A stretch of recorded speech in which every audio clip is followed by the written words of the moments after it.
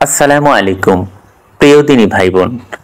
আমরা একটি কথা জানি, কোনো মানুষ মারা গেলে যদি সে জাহান্নামী হয় তাহলে কবরে তাকে শাস্তি ভোগ করতে হয়, আর যদি জান্নাতি হয় তাহলে কবরে সে শান্তিতে অবস্থান করে। এখন আমাদের মনে প্রশ্ন জাগতে পারে যে এমনও তো মানুষ আছে মারা গেছে, তাদের লাশ খুঁজে পাওয়া যায়নি, অথবা সাগর বা নদীতে ডুবে মারা গেছে, তাদের ক্ষেত্রে কি হবে? আরেকটি প্রশ্ন জাগতে পারে যে কবরের আযাব আমরা কেন শুনতে পাই না। চলুন আমরা এই দুটির উত্তর জেনে নিই। প্রথম প্রশ্নটির উত্তর হলো, আমরা সাধারণত মনে করি যেখানে কবর দেওয়া হয় এটাই কবর। আসলে মৃত্যুর পরে আমরা যেখানে কবরস্থ করি এটা যে কবর, এতে কোনো সন্দেহ নেই। মূলত এটি নির্দিষ্ট একটি কবরস্থান। কিন্তু ইসলামে মৃত্যুর পরবর্তী জীবনকে বারজাখী জীবন বা মৃত্যু পরবর্তী জীবনকে বলা হয়। এটাও মূলত একটি কবর। এবার চলুন আমরা দ্বিতীয় প্রশ্নটির উত্তর জেনে নিই, অর্থাৎ কেন আমরা কবরের আযাব শুনতে পাই না। চলুন এই উত্তরটি আমরা হাদিসের আলোকে জেনে নিই। যায়েদ ইবনু সাবিত রাদিয়াল্লাহু আনহু বলেন, নবী করিম সাল্লাল্লাহু আলাইহি সাল্লাম একদা নাজ্জার গোত্রের একটি বাগানের পাশ দিয়ে যাচ্ছিলেন। এমন সময় খচ্চরটি লাফিয়ে উঠল এবং নবী করিম সাল্লাল্লাহু আলাইহি সাল্লামকে ফেলে দেওয়ার উপক্রম করল।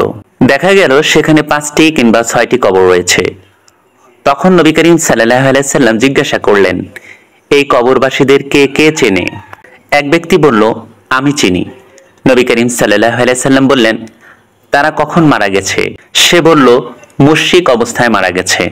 তখন নবী করিম সাল্লাল্লাহু আলাইহি সাল্লাম বললেন, নিশ্চয়ই মানুষকে তার কবরে কঠিন শাস্তি দেওয়া হচ্ছে। কবরের শাস্তির ভয়ে তোমরা কবর দেওয়া ছেড়ে দিবে, এই আশঙ্কা না থাকলে আমি আল্লাহর নিকট দোয়া করতাম যেন আল্লাহ তোমাদেরকে কবরের আযাব শুনিয়ে দেন, যেমন আমি শুনতে পাচ্ছি। অতঃপর নবী করিম সাল্লাল্লাহু আলাইহি সাল্লাম আমাদের দিকে এগিয়ে এসে বললেন, তোমরা সকলেই জাহান্নামের আযাব হতে আল্লাহর নিকট পরিত্রাণ চাও। তারা সকলেই বলে উঠল, আমরা জাহান্নামের আযাব হতে আল্লাহর নিকট পরিত্রাণ চাচ্ছি। নবী করিম সাল্লাল্লাহু আলাইহি সাল্লাম বললেন, তোমরা সকলেই কবরের আযাব হতে আল্লাহর নিকট পরিত্রাণ চাও। তারা সকলেই বলল, আমরা কবরের শাস্তি থেকে আল্লাহর নিকট পরিত্রাণ চাচ্ছি। নবী করিম সাল্লাল্লাহু আলাইহি সাল্লাম বললেন, তোমরা সমস্ত গোপন ও প্রকাশ্য ফিতনা হতে আল্লাহর নিকট পরিত্রাণ চাও। তারা বলল, আমরা গোপন ও প্রকাশ্য ফিতনা হতে আল্লাহর নিকট আশ্রয় চাচ্ছি।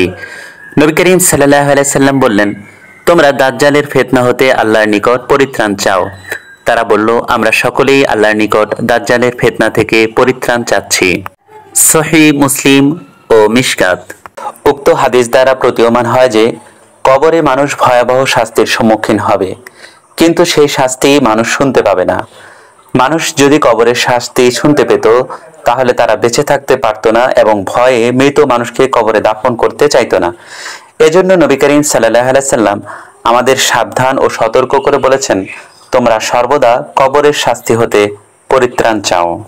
আল্লাহ আমাদের সকলকে কবরের আযাব থেকে রক্ষা করুন। আল্লাহুম্মা ইন্নী আউযু বিকা মিন আযাবিল কবর।